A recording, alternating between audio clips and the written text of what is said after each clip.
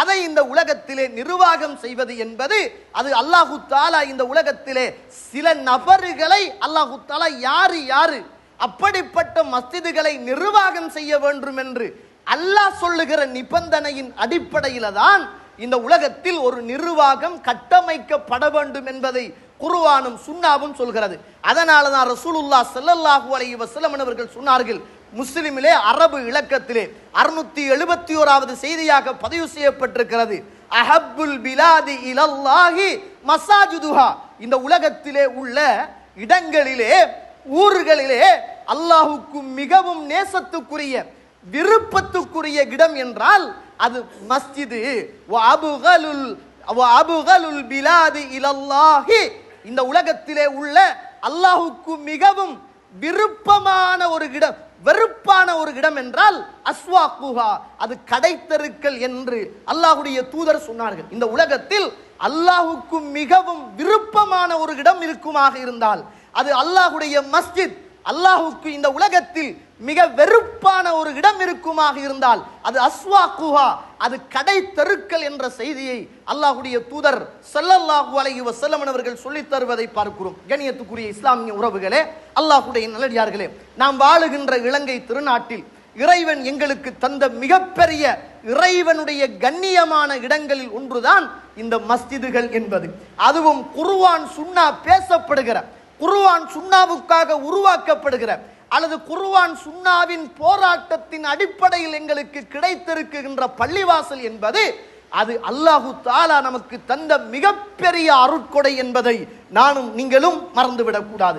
அப்படிப்பட்ட பள்ளிவாசல்களை இந்த மண்ணுக்கு மேலே நாங்கள் நிர்வாகம் செய்கிற போது நிர்வாகத்திலே உள்ளவர்கள் எப்படி நடந்து கொள்ள வேண்டும், யார் யார் அந்த நிர்வாகத்துக்கு வர வேண்டும், அந்த நிர்வாகத்தை சரியாக செய்தால் அவர்களுக்கு என்ன புண்ணியம், அந்த நிர்வாகத்தை அவர்கள் பிழையாக நடத்தினால் அவர்களுக்கு என்ன பாவம் என்பதையெல்லாம் குர்ஆனிலிருந்தும் சுன்னாவிலிருந்தும் நாம் போடுகிற சட்ட திட்டங்களுக்கு அப்பால், நாம் உருவாக்குகிற யாப்புகளுக்கு அப்பால் அல்லாஹு தஆலா சொல்லித் தருகிற சட்ட திட்டத்தின் அடிப்படையில் ஒரு மஸ்ஜிதை நிர்வாகம் செய்ய வேண்டிய பொறுப்பு இந்த உலகத்திலே உள்ள உறவுகளுக்கு இருக்கிறது என்பதை நானும் நீங்களும் மறந்துவிடக்கூடாது. யாருடைய வெறுப்புகளையும் விருப்பங்களையும் தீர்மானிக்கின்ற இடம் இந்த மஸ்ஜிது அல்ல. யார் மீது கொண்ட காழ்ப்புணர்ச்சியையும் யார் மீது கொண்ட பாசத்தையும் உரசி பார்க்கிற இடம் இந்த மஸ்ஜிது அல்ல. யார் மீதும் பழிவாங்குதலையும் யார் மீதும் கண்ணியத்தையும் திணிக்குகின்ற அல்லது குறைக்குகின்ற ஒரு இடம் இந்த மஸ்ஜிது அல்ல என்பதை நானும் நீங்களும் புரிந்து கொள்ள வேண்டும். வீட்டு நிர்வாகம், பாடசாலை நிர்வாகம், ஊருடைய அபிவிருத்தி நிர்வாகம், இது எப்படி வேண்டுமானாலும் இருக்கலாம், அது நாங்களாக உருவாக்கி கொண்டது. ஆனால் மஸ்ஜிது என்பது நாம் நினைப்பதை போல அந்த மஸ்ஜிதுடைய நிர்வாகிகள் இருந்துவிடக் கூடாது. அப்படிப்பட்டவர்கள் தெரிவு செய்யப்படவும் கூடாது. அப்படிப்பட்டவர்களை தெரிவு செய்வது என்பது இந்த சமூகத்துக்கு நாம் செய்கின்ற மிகப்பெரிய துரோகம். அதையும் தாண்டி அல்லாஹ்வுடைய சின்னத்துக்கு நாம் இந்த உலகத்தில் கண்ணியம் கொடுக்காமல் அதை சீரழிக்குகின்ற குற்றத்துக்கு நாம் உள்ளாகி விடுவோம் என்பதை மறந்துவிடக் கூடாது. முதலாவதாக அபூதர் ரலியல்லாஹு அன்ஹு அவர்கள் ஒரு தடவை ரசூலுல்லாஹ் ஸல்லல்லாஹு அலைஹி வஸல்லம் அவர்கிட்ட கேட்கிறாங்க. முஸ்லிம்ல 3729வது செய்தியாக முஸ்லிம்ல பதிவு செய்யப்பட்ட செய்தி. அல்லாஹ்வுடைய தூதரே, யா ரசூலுல்லாஹ், என்னை நீங்கள் ஒரு பணிக்காக ஒரு பொறுப்பை தந்து என்னை நீங்கள் ஒரு யுத்தத்துக்கு ஒரு நபராக தெரிவு செய்யலாமே, அல்லது எனக்கு ஏதாவது ஒரு பதவியை நீங்கள் தரலாமே என்று கேட்டார்கள். அப்போது ரசூலுல்லாஹ் ஸல்லல்லாஹு அலைஹி வஸல்லம் அபூதர் அல் கிஃபாரி ரலியல்லாஹு அன்ஹு அவர்கள் எவ்வளவு பெரிய நபித்தோழர், எவ்வளவு பேணுதலான நபித்தோழர். இந்த உலகத்தில் பிலால் ரலியல்லாஹு அன்ஹு அவர்களை பார்த்து இப்ன சௌதா, கருப்பியின் மகனே என்று கடுகடுத்து வேதனையின் உச்சகட்டத்தில் பிலாலை ஏசிய போது இறை தூதர் பிலால் ரலியல்லாஹு அன்ஹு அவர்கள் அல்லாஹ்வுடைய தூதரிடத்திலே சொன்னபோது வரச் சொல்லுங்கள் அந்த அபூதரை என்று இறை தூதர் எச்சரித்த நேரமெல்லாம் பிலாலை காணுகின்ற இடத்திலெல்லாம் கட்டாந்தரை மண்ணாக இருந்தாலும் அதிலே படுத்து கிடந்து, பிலாலே, உங்களுடைய கருத்த காலை தூக்கி என் கன்னத்தில் அடிங்க பிலால், கன்னத்தில் மிருங்க பிலால் இத்திதால் என்ற ஒரு பேணுதலின் உச்சகட்டத்தை இந்த உலகத்தில் பெற்றுக்கொண்ட மாமனிதர் அபூதர் அல் கிஃபாரி. கிஃபார் கோத்திரத்திலே இருந்து பல்லாயிரக்கணக்கான உறவுகளை இஸ்லாத்துக்குள் அழைத்து வந்த மிகப்பெரிய தியாகி. காபாவுடைய சீலைக்குள் உண்ணாமல் இந்த உலகத்தில் பசியோடு இருந்து இறை தூதரை காண வேண்டும் என்று ஜம் ஜம் என்று சொல்லுகிற அந்த நீரை உணவாக இந்த பூமியிலே உண்டு குடித்து இறை தூதரோடு நான் இந்த மண்ணுக்கு மேல் இஸ்லாத்தை ஏற்றுக்கொள்ள வேண்டும் என்று மிகப்பெரிய தியாகம் செய்த அந்த மாமனிதர் அல்லாஹ்ட தூதர்கிட்ட, யா ரசூலுல்லாஹ், என்ன நீங்க ஒரு பதவிக்கு நிமிர்த்தலாமே, எனக்கு ஒரு பதவியை தரலாமே என்ற போது ரசூலுல்லாஹ் சொன்ன வார்த்தை என்ன தெரியுமா? என்ன வார்த்தை சொன்னார்கள் தெரியுமா?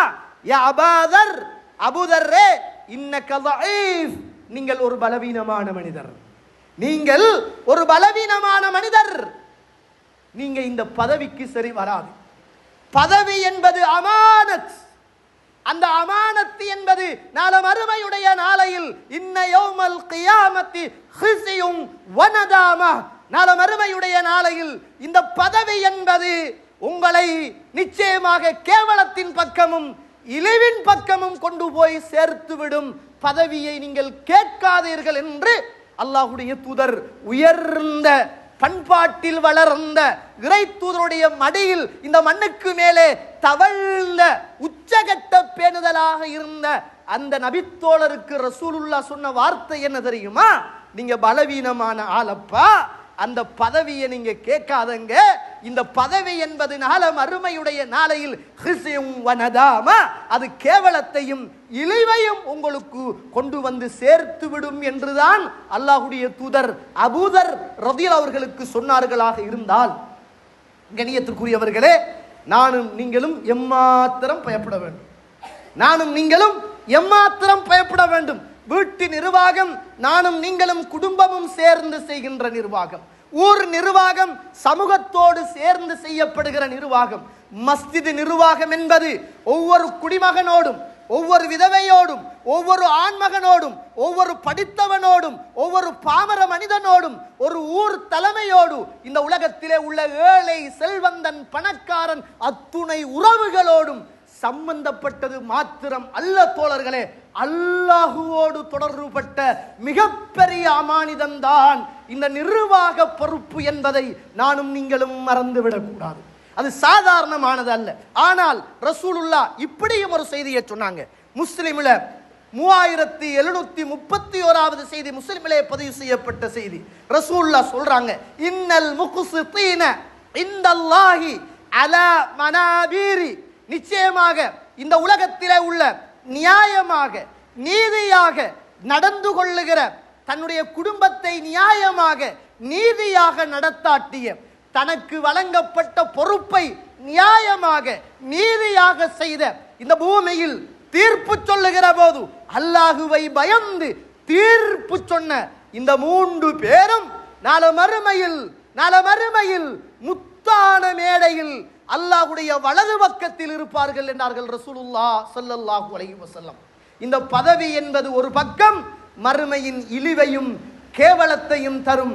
இந்த பதவியை பெற்றுக்கொண்ட மனிதன் இந்த பதவியை எதிர்பார்க்காமல் கேட்காமல் இறைவனுடைய மஸ்ஜிதுக்காக வேண்டி நான் இன்னாரை மொழிகிறேன், இவர் ஒரு பேணுதலான மனிதர், நல்லவர், வட்டியோடு தொடர்பட்டவர் அல்ல, பாவத்தோடு தொடர்பட்டவர் அல்ல, போதை வஸ்துக்களோடு தொடர்பட்டவர் அல்ல, பிதுஅத்துக்களோடு தொடர்பட்டவர் அல்ல, பதவிக்காக வேண்டி இறைவனின் கண்ணியத்தை சீரழிப்பவர் அல்ல, பட்டங்களும் பதவிகளும் கிடைத்து விட்டது என்பதற்காக மார்க்கத்தின் கடமைகளை விட்டு கொடுக்கிற ஒரு மனிதர் அல்ல, யாருக்கும் பயப்படாமல் இறைவனுக்காக மாத்திரம் பயப்படுகிற ஒரு நல்ல சாலிகான ஏழை எளியவர்களுக்கு உதவி செய்கின்ற, தான தர்மம் கொடுக்குகிற, ஜகாத்து கொடுக்குகிற, தொழுகையை நிலைநாட்டுகிற, மறுமையை ஈமான் கொண்ட நல்ல மனிதர், இவரை நான் முன்மொழிகிறேன், இவர் இந்த மஸ்ஜிதின் நிர்வாகத்துக்கு தகுதியானவர் என்று யாராவது ஒருவரை முன்மொழிந்து அதை நான் செய்வேன் என்ற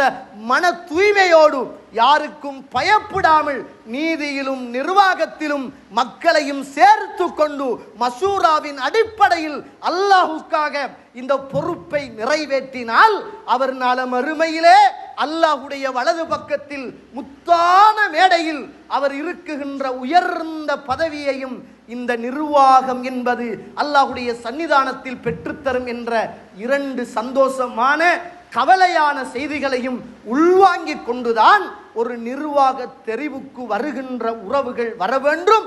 ஒருவரை நாம் இந்த பூமியிலே வாழுகிற போது ஒரு பதவிக்கு பரிந்துரை செய்ய வேண்டும், அதை ஆமோதிக்க வேண்டும், அல்லது அதை மறுத்து சொல்ல வேண்டிய தகுதியோடு நாம் இருந்து கொள்ள வேண்டும் என்பதை மறந்துவிடக் கூடாது. கண்ணியத்திற்குரிய இஸ்லாமிய உறவுகளே, அல்லாஹ்வுடைய நடிகார்களே, அடுத்தது இந்த நிர்வாகம் என்பது ஒரு தூய்மையான ஒரு இஹ்லாஸான அடிப்படையில் இந்த உலகத்தில் வாழுகின்ற மனிதன் இதை பொறுப்பெடுக்க வேண்டிய மிகப்பெரிய பொறுப்பில் இருக்கிறான். அதை யாரு இஹ்லாஸ் இல்லை என்பதை யார் உணர்ந்து கொள்வார்? நான் உண்மையிலேயே ஒரு பலவீனமானவன், நான் ரகசியமாக பாவம் செய்கின்றவன், என்னை இந்த பதவியில் வைத்தால் இந்த பதவிக்கே ஒரு கேவலம், மஸ்ஜிதுக்கே இது ஒரு ஆபத், இந்த கொள்கைக்கே ஒரு இழுக்கு என்று நம் மனச்சாட்சிக்கு தெரியுமாக இருந்தால் நாம் ஒதுங்கிக் கொள்ள வேண்டும். இதில் இஹ்லாஸ் என்பது மிக முக்கியமானது என்பதை நானும் நீங்களும் மறந்துவிடக் கூடாது. இந்த உலகத்தில் இப்ராஹிம் அலைஹிஸ்ஸலாத்து வஸ்ஸலாம், ஆதம் அலைஹிஸ்ஸலாத்து வஸ்ஸலாம் அவர்கள் கட்டிய அந்த காபாவுடைய அந்த அஸ்திவாரத்திலே இருந்து இஸ்மாயில் அலைஹிஸ்ஸலாத்தை சேர்த்து கொண்டு அந்த காபாவை கட்டுகிறார். அல்லாஹு தஆலா அல் குர்ஆன் சூரத்துல் பக்கரா 2வது அத்தியாயம் 127வது வசனம், وَإِذْ يَرْفَعُ إِبْرَاهِيمُ الْقَوَاعِدَ مِنَ الْبَيْتِ وَإِسْمَاعِيلُ இஸ்மாயில் அலைஹிஸ்ஸலாத்து வஸ்ஸலாம், இப்ராஹிம் அலைஹிஸ்ஸலாத்து வஸ்ஸலாம் அல்லாஹ்வுடைய ஆலயம் மஸ்ஜித் அதை கட்டி அப்படியே ஃபவுண்டேஷனிலே இருந்து கட்டி உயர்த்தி அதை முடித்த போது, அந்த பள்ளிவாசலை கட்டி முடித்த போது ஒரு ஓரமாக அல்லாஹ்வுக்காக கட்டிய பள்ளிவாசல், அல்லாஹ்வுடைய பள்ளிவாசல், இந்த உலகத்தில் தொழுதால் அங்கு தொழுவதைப் போல எங்குமே நன்மை கிடைக்காது என்ற அந்த உயர்ந்த அந்த மஸ்ஜிதை இறைவனுக்காக இறை தூதர்கள் இஹ்லாஸை விடவும் அவங்கள்ட்ட வேற என்ன இருக்கும்? பாவத்தில இருந்து பாதுகாக்கப்பட்டவர்கள், சுவர்க்கவாதிகள், அல்லாஹ்வுடைய நண்பர் கலீலுல்லாஹ். இந்த உலகத்தில் என்ன துன்பம் துயரம் வந்த போதும் ஹஸ்புனல்லாஹு வ நிஅமல் வக்கீல் என்று எல்லா துன்பங்களையும் துயரங்களையும் அல்லாஹ்விடத்தில் முழுக்க பொறுப்பு சாட்டியவர். அல்லாஹ்வுக்காக வேண்டி இந்த உலகத்தில் தான் பெத்த பிள்ளையை அறுக்க முன்வந்தவர், தான் கட்டி அன்போடு இரக்கத்தோடு வாழ்ந்த அன்பு மனைவியை எந்த விதமான உதவியும் அடிப்படை வசதியும் இல்லாத, உணவு இல்லாத, மனித சஞ்சாரம் இல்லாத ஒரு கட்டாந்தரை மண்ணிலே அல்லாஹ்வுடைய கட்டளைக்காக மாத்திரம் விட்டு போன அந்த உத்தமர் இப்ராஹிம் அலைஹிஸ்ஸலாம் அல்லாஹ்வுடைய பள்ளிவாசலை கட்டியதற்கு பிறகு இஸ்மாயில் அலைஹிஸ்ஸலாத்தையும் சேர்த்து கொண்டு ஒரு ஓரமாக போய் அவர் சொன்ன வார்த்தை என்ன தெரியுமா? ரப்பனா வ தகப்பல் மின்னா இன்னக அந்தஸ் ஸமீஉல் அலீம். யா அல்லாஹ், உனக்காக காபாவை கட்டிட்டேன், உன்னுடைய கட்டளையின் அடிப்படையில் கட்டிட்டேன், நீ சொன்ன மாதிரி கட்டிட்டேன். யா ரப்பே ரப்பனா தகப்பல் மின்னா, நான் கட்டிய இந்த காபாவை, நான் செய்த இந்த பணியை என்னிடத்திலே இருந்து, என் மகனிடத்திலே இருந்து நீ ஏற்றுக்கொள்வாயாக என்ற பிரார்த்தனையை தான் இந்த மண்ணுக்கு மேலே உச்சகட்டத்தின் இஹ்லாஸோடு வாழ்ந்த இப்ராஹிம் அலைஹிஸ்ஸலாம் செய்தார் என்பதை மறந்துவிடக் கூடாது. அல்லாஹ்வுடைய தூதர் மக்காவிலே இருந்து விரட்டப்படுகிறார், மதீனாவுல போய் மஸ்ஜிதுல் குபாவை உருவாக்குறார், மதீனாவிலே மஸ்ஜிது நபவியை உருவாக்குறார்கள். மக்காவிலே இருந்து விரட்டப்பட்டு 8 வருஷம் கழித்து மீண்டும் மக்காவுடைய நிர்வாகம் அல்லாஹ்வுடைய தூதருடைய கையிலே கிடைக்கிறது, ரசூலுல்லாஹ்வுடைய கையிலே கிடைக்கிறது. அல்லாஹ்வுடைய பள்ளிவாசலை நிர்வாகம் செய்கின்ற மிகப்பெரிய பொறுப்பு இறை தூதருடைய கையிலே கிடைக்கிறது. அந்த நேரத்தில் மரணத்துக்கு முன்னர் இறங்கிய சூறாக்களில் ஒரு சூரா தான் இதா ஜா நஸ்ருல்லாஹி வல் ஃபத்ஹ் வராய்தன் நாஸ யதுகுலூன ஃபீ தீனில்லாஹி அஃப்வாஜா ஃபஸப்பிஹ் பிஹம்தி ரப்பிக வஸ்தக்ஃபிருஹ் இன்னஹு கான தவ்வாபா. இந்த சூரா இறங்குகிறது. ஆயிஷா ரலியல்லாஹு அன்ஹா அவர்கள் கேட்கிறார்கள், புகாரியில 4968வது செய்தி, புகாரியிலே பதிவு செய்யப்பட்ட செய்தி, யா ரசூலுல்லாஹ், அல்லாஹ்வுடைய தூதரே, இந்த சூரா இறங்கியதற்கு பிறகு எப்ப பார்த்தாலும் ருக்குயிலும் எப்ப பார்த்தாலும் சுஜூதிலும் சுப்ஹானக அல்லாஹும்ம ரப்பனா வ பிஹம்திக் அல்லாஹும்ம ஃபிர்லி சுப்ஹானக அல்லாஹும்ம ரப்பனா வ பிஹம்திக் அல்லாஹும்ம ஃபிர்லி என்றே ஓதுகிறீர்களே யா ரசூலுல்லாஹ், ஏன் என்ன காரணம் என்று கேட்டார்கள். ரசூலுல்லாஹ் சொன்னார்கள், ஆயிஷா அம்மா, அல்லாஹ்வுக்கான பணிகள், அல்லாஹ்வுக்கான எல்லா பணிகளும் முடிந்து விட்டது, இதற்கு பிறகு என்னுடைய மரணம் மாத்திரம்தான் மிச்சமானது என்பதை இந்த சூரா சூசகமாக சொல்கிறது. அல்லாஹ்வுக்கான காபாவை இந்த பூமியில் அல்லாஹு தஆலா என்னுடைய கரத்தில் தந்தான். மதீனாவில் இஸ்லாத்தை வளர்த்தான், தாயிஃபில் இஸ்லாத்தை வளர்த்தான், மக்காவில இஸ்லாத்தை வளர்த்தான். ஒரு நபரோடு இந்த மக்காவில இருந்து தன்னம் தனியாக நான் போனவன், அபூபக்கரோடு போனவன். ஹஜ்ஜுக்காக வருகிற போது 1.5 லட்சத்துக்கு மேற்பட்ட சஹாபாக்களோடு அல்லாஹ்வுடைய தூதர் தன்னுடைய இறுதி ஹஜ்ஜை செய்கிறார்கள். அந்த மண்ணுடைய வெற்றியெல்லாம் கிடைத்ததற்கு பிறகு இதுக்கு மேல உங்களுக்கு இந்த மண்ணில் வேலை இல்லை, இதுக்கு மேல நீங்க எங்கள்கிட்ட தான் வரப்போறீர்கள் என்ற செய்தியைத்தான் இந்த இதா ஜா நஸ்ருல்லாஹி வல் ஃபத்ஹ், வெற்றி, அப்படியே மக்கள் சாறை சாறையாக இஸ்லாத்துக்குள் வருவதை நீங்கள் காணுகிற போது ஃபஸப்பிஹ், அல்லாஹ்வை நீங்கள் சுப்ஹானல்லாஹ் சொல்ல வேண்டும். வபிஹம்தி, அல்லாஹ்வை நீங்கள் ஹம்துலில்லாஹ் சொல்ல வேண்டும். வஸ்தக்ஃபிரு, அல்லாஹ்விடத்தில் நீங்கள் பாவ மன்னிப்பு கேட்க வேண்டும். போராட்டம் நடந்த ஒரு பள்ளிவாசல், பல வழக்குகளை உறவுகள் சந்தித்தவர்கள், பல லட்சங்களை இந்த மஸ்ஜிதுக்காக வேண்டி பல உறவுகள் தியாகம் செய்தவர்கள். அல்ஹம்துலில்லாஹ் சும்ம அல்ஹம்துலில்லாஹ், அல்ஹம்துலில்லாஹ் சும்ம அல்ஹம்துலில்லாஹ். சத்தியத்துக்கு இறைவன் வெற்றியை தந்தான். எங்களுடைய இந்த மூளையோ, எங்களுடைய பொருளாதாரமோ, எங்களுடைய தியாகமோ அல்ல, அல்லாஹ் அவனுடைய வேலைக்காரனாக எங்களை பயன்படுத்தினான்.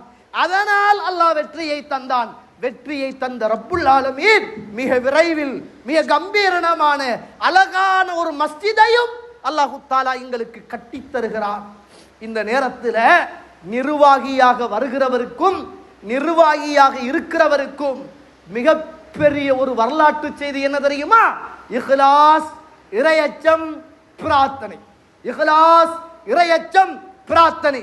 ரசூலுல்லாஹ் எல்லாவற்றையும் முடித்துக்கொண்டு சுவர்க்கவாதி, முன்பின் பாவம் மன்னிக்கப்பட்டவர், சுஜூதிலும் ருக்குயிலும் அந்த சூராவில் சொன்னதை போல சுப்ஹானக அல்லாஹும்ம ரப்பனா வ பிஹம்திக் அல்லாஹும்ம ஃபிர்லி, யா அல்லாஹ் என்ற பாவத்தை மன்னி யா அல்லாஹ், நீ தூய்மையானவன் யா அல்லாஹ், எல்லா புகழும் உனக்குத்தான் யா அல்லாஹ் என்ற பாவத்தை மன்னி யா அல்லாஹ் என்று ருக்குயிலும் சுஜூதிலும் அல்லாஹ்வுடைய தூதர் கேட்டார்கள் என்பது ஒவ்வொரு நிர்வாகிகளும் உள்ளத்தில் ஆழமாக பதிவு செய்து கொண்டுதான் இந்த பொறுப்புக்கும் வர வேண்டும். இந்த பொறுப்புல இருந்தவர்களும் போக வேண்டும். நாங்க எப்படி செஞ்சோம், நாங்க அப்படி செஞ்சோம், நாங்க அதை சமாளிச்சோம், இந்த கதைக்கே வேலை இல்லை தோழர்களே. இது அல்லாஹ் எங்களை அவனுடைய வேலைக்காரனாக தெரிவு செய்தான்.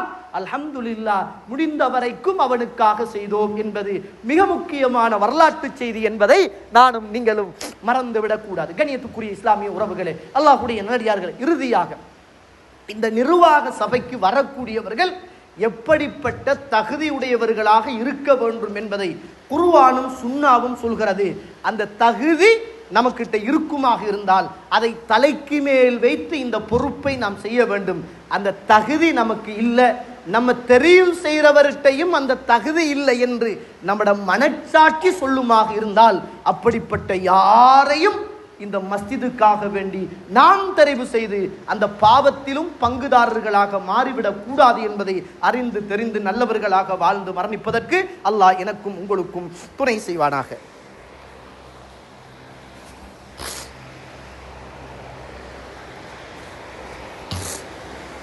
அல்ஹம்துலில்லாஹி ரப்பில் ஆலமீன் வஸ்ஸலாத்து வஸ்ஸலாமு அலா அஷ்ரஃபில் முர்ஸலீன் வ அலா ஆலிஹி வ அஸ்ஹாபிஹி அஜ்மஈன். அம்மா பஅத். கண்ணியத்துக்குரிய இஸ்லாமிய உறவுகளே, அல்லாஹ்வுடைய நல்லடியார்களே, நாம் இன்ஷா அல்லாஹ் எதிர்வருகின்ற வாரம் இந்த பள்ளிவாசலுக்கான ஒரு புதிய நிர்வாக சபையை தெரிவு செய்கின்ற ஒரு கட்டத்திலே இருக்கிறோம். இப்போது இந்த பள்ளிவாசலுக்கு நிர்வாக தெரிவு செய்யப்படுகிற போது நிர்வாகிகளாக வரக்கூடியவர்கள் எப்படியான குணாதிசயங்கள், எப்படியான பண்புள்ளவர்களாக இருக்க வேண்டும் என்பதை குர்ஆனிடத்தில் கேட்டு பார்த்தால், அல் குர்ஆன் சூரத்து தௌபா 9வது அத்தியாயம் 18வது வசனம் இப்படி பேசுகிறது. இன்னமா யஅமுரு மசாஜிதல்லாஹ் மன் ஆமன பில்லாஹ். அல்லாஹ்வுடைய பள்ளிவாசலை நிர்வாகம் செய்யக்கூடியவர் யாராக இருக்க வேண்டும் என்றால், மன் ஆமன பில்லாஹி வல் யௌமில் ஆகிர், அவர் அல்லாஹுவை ஈமான் கொண்டிருக்க வேண்டும். இரண்டாவதாக அவர் மறுமை நாளை நம்பி இருக்க வேண்டும். இந்த உலகத்தில் நிர்வாகத்துக்கு தெரிவு செய்யப்படுகிற மனிதருடைய முதலாவது நிபந்தனை அல்லாஹுவை ஏற்றுக்க வேண்டும். அடுத்ததாக மறுமையுடைய நாளை அவர் நம்பி இருக்க வேண்டும். இது சாதாரண விஷயம் அல்ல தோழர்களே. ரசூலுல்லாஹ் சொன்னாங்களே, மங்கான யுமினு பில்லாஹி வல் யௌமில் ஆகிர் ஃபல்யுக்ரிம் தைஃபா. யார் அல்லாஹுவையும் மறுமை நாளையும் ஈமான் கொண்டாரோ அவர் தன்னுடைய விருந்தாளியை கண்ணியப்படுத்தட்டும். மங்கான யுமினு பில்லாஹி வல் யௌமில் ஆகிர் ஃபல்யுக்ரிம் ஜாரா. யார் அல்லாஹுவையும் மறுமையுடைய நாளையும் ஈமான் கொண்டாரோ அவர் தன்னுடைய பக்கத்து வீட்டாரை கண்ணியப்படுத்தட்டும். பக்கத்து வீட்டாரை கண்ணியப்படுத்தினவன் தான் அல்லாஹுடைய மஸ்ஜிதை இந்த மண்ணுக்கு மேலே கண்ணியப்படுத்துவான். விருந்தாளியை கண்ணியப்படுத்தியவன் தான் அல்லாஹுடைய மஸ்ஜிதை கண்ணியப்படுத்துவான். அல்லாஹுவை இந்த உலகத்தில் ஈமான் கொண்டவன் தான் அல்லாஹுடைய மஸ்ஜிதை இந்த உலகத்தில் அல்லாஹுக்காக செய்வான். மறுமையுடைய பயம் உள்ளவன், மறுமையில் நான் எழுப்பப்படுவேனே என்ற அந்த பயம் உள்ள மனிதன் தான் நான் ஒரு முன்மாதிரியாக இருக்க வேண்டும், நான் பள்ளிவாசலுடைய தலைவர், நான் பள்ளிவாசலுடைய ஒரு காரியதரிசி, நான் பள்ளிவாசலுடைய பொருளாளர், அல்லாஹ் நாள மறுமையில் என்னை எழுப்புவான், என்னை விசாரிப்பான். நான் செய்த பாவம் ஒரு பக்கம், நான் குடும்பத்தில் விட்ட தவறுகள் ஒரு பக்கம், இந்த சமூகத்துக்கு செய்கின்ற அநியாயம் துரோகம் ஒரு பக்கம், நான் தனிமையில் செய்த பாவத்தை அல்லாஹ் மன்னிக்கலாம். இந்த சமூகத்துக்கான மிகப்பெரிய பொறுப்பு இந்த மஸ்ஜித். இதுல நான் ஓட்டைய விட்டா, கோட்டை விட்டா, அநியாயம் செய்தா என்ற கோப தாபத்தின் அடிப்படையில் யாரையாவது பழிவாங்க நினைத்தால், அல்லது மார்க்கத்துக்கு முரணான காரியங்களிலே இறைவன் தந்த இந்த பதவியை எடுத்துக்கொண்டு போய் நான் செய்தால் நாளும் அருமையில் நான் நிம்மதியாக வாழ முடியாது என்ற பய உணர்வுள்ள மனிதன்தான் இந்த நிர்வாகத்துக்கு தகுதி உள்ளவன் என்பதை மறந்துவிடக்கூடாது. கண்ணியத்துக்குரிய இஸ்லாமிய உறவுகளே, நம்மெல்லாம் நிர்வாக சபையில தலைவராக, செயலாளராக, பொருளாளராக, உறுப்பினராக வந்தவுடனே இந்த ஊர்ல நிறைய இடத்துல நம்மளோட பேர்களை சொல்லுவாங்க. அதுவும் குறிப்பாக மார்க்கத்துக்கு உட்பட்ட நிகழ்ச்சியிலும் நம்மளை அழைப்பாங்க, மார்க்கத்துக்கு முரணான நிகழ்ச்சியிலும் நம்மளை அழைப்பாங்க. காரணம், உங்களுக்கு கிடைத்த கண்ணியம் அல்ல, அல்லாஹ்வுடைய மாளிகையை நிர்வாகம் செய்ய நீங்கள் வந்தீர்கள் என்ற ஒரே ஒரு காரணத்திற்காக கிடைத்த கண்ணியம்.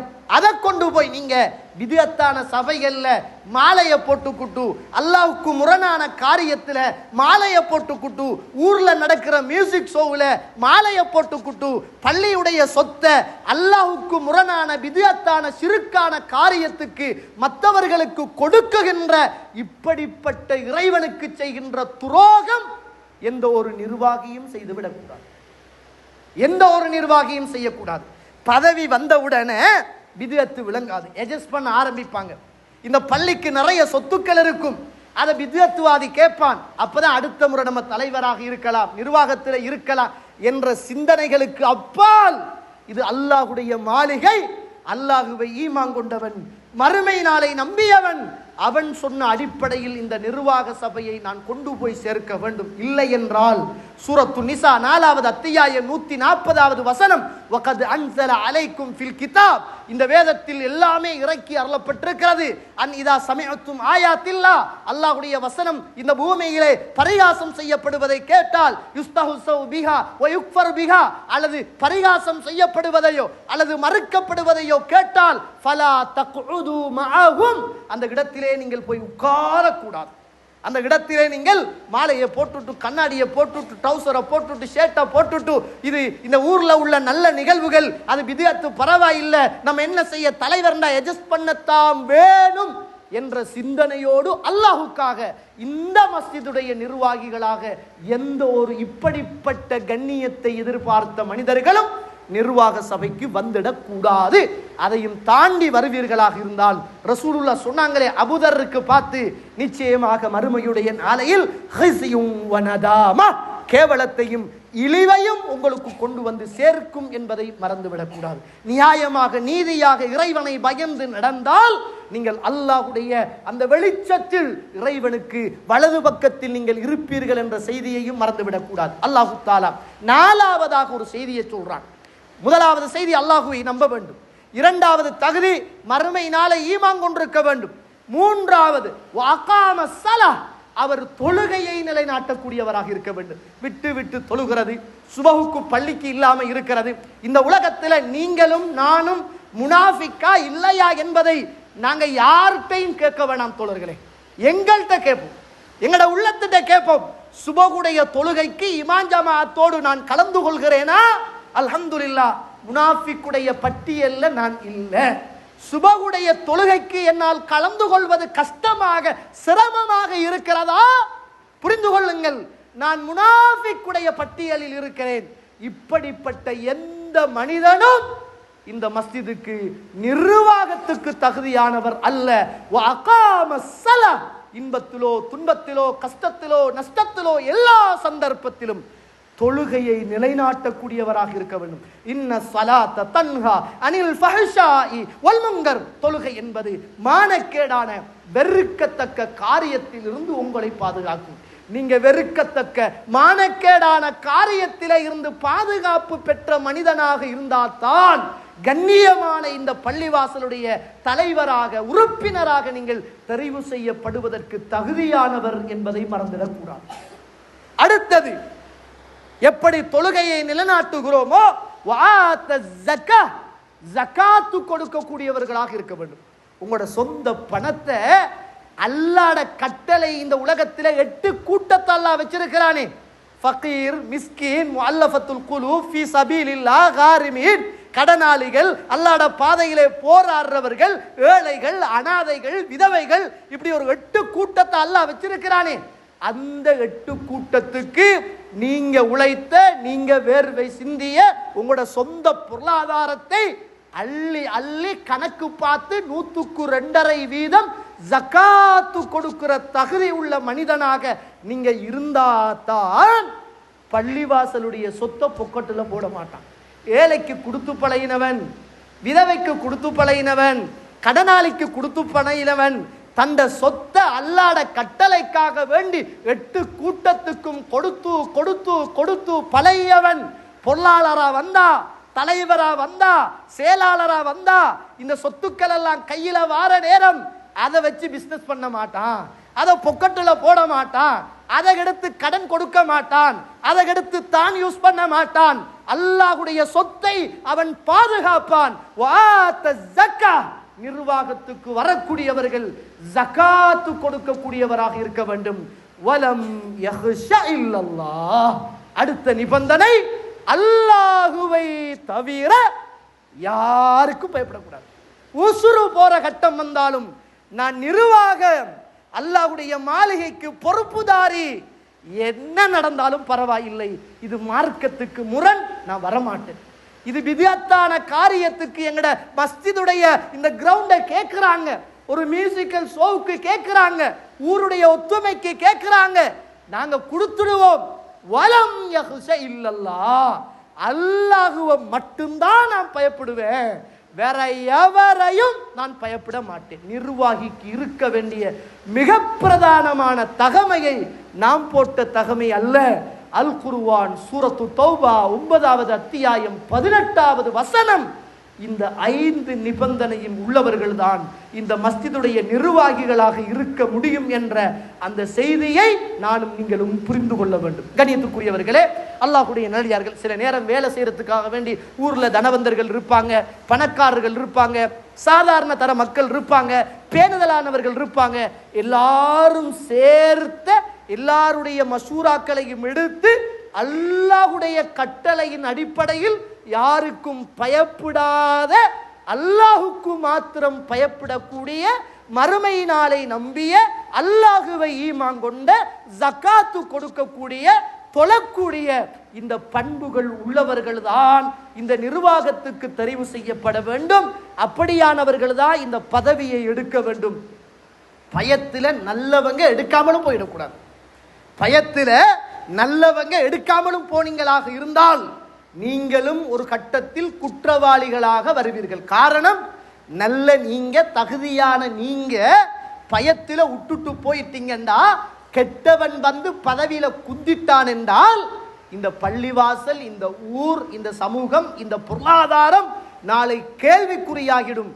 அதனால நல்லவங்க வந்து இந்த பதவியை செய்து இந்த சமூகத்துக்கு தாவாவை செய்து அல்லாஹுவை படித்து கொடுத்து தாவாவுடைய இந்த விஷயத்தை இந்த சமூகத்துக்கு கொண்டு போய் ஷிர்க்குகளையும் பித்அத்துக்களையும் ஒழிப்பது என்பது மிக அவசியமான கடமை என்பதை மறந்து விடாமல், இறுதியாக தோழர்களே, இந்த பள்ளியில் கடமை செய்கின்ற அல்லாஹுவை இந்த எந்த நேரமும் அழைக்கின்ற முஅஸ்ஸின், அல்லாஹ்வுடைய மாளிகையில் 24 மணித்தியாலமும் நின்று பணிபுரிகின்ற அந்த மௌலவி, அவர்களை கண்ணியப்படுத்துகின்ற, அவர்களுடைய தனிப்பட்ட வாழ்க்கையில நம்மளால முடிந்த உதவிகளை செய்து அவர்களையும் நல்ல முறையில் பராமரிக்குகின்ற நல்ல தலை சிறந்த பண்புள்ள மனிதர்கள் இந்த பள்ளிவாசலுடைய நிர்வாகிகளாக இன்ஷா அல்லாஹ் தெரிவு செய்யப்பட வேண்டும். இங்க இருக்கிற எல்லாருக்கும் இறுதியாக ஒரு செய்தியை சொல்லி நான் நிறைவு செய்கிறேன். நீங்க கட்டாயம் அல்லாஹ் கிட்ட துஆ கேளுங்க. யா அல்லாஹ், இது உன்னுடைய மாளிகை, இந்த மாளிகைக்கு நல்லவங்களை கொண்டு தந்துடு, நல்லவங்களை கொண்டு தந்துடு, நல்ல பொறுப்பாக இருந்து செய்யக்கூடிய மக்களை இந்த மாளிகையுடைய நிர்வாகிகளாக ஆக்கிடு. அதுல இன்னும் ஒரு செய்தி, பழைய நல்ல அனுபவசாலிகளும் புதிய சில உறவுகளும் சேர்ந்துதான் இந்த நிர்வாகத்தை கொண்டு போனால் அது சிறப்பாக இருக்கும் என்பதை புரிந்து கொண்டு, கண்ணியத்திற்குரியவர்களே, அல்லாஹ்வுடைய நல்லடியார்களே, அப்படிப்பட்ட நல்ல நிர்வாகிகள் தெரிவு செய்யப்பட்டு கட்டப்படுகிற பள்ளிவாசலும் அதே போன்று இந்த ஊருடைய ஏகத்துவத்துடைய எழுச்சியையும் அல்லாஹு தாலா உங்கள் ஊடாக இதுவரைக்கும் செய்த உறவுகளை அல்லாஹு தாலா பொருந்திக் கொண்டு இதற்கு பிறகு இந்த பதவிக்கு வரக்கூடியவர்களையும் அல்லாஹு தாலா நல்ல சிறந்தவர்களாக ஆக்கி அருள் புரிவானாக. வாஹிரு தஅவானா அல்ஹம்துலில்லாஹி ரப்பில் ஆலமீன்.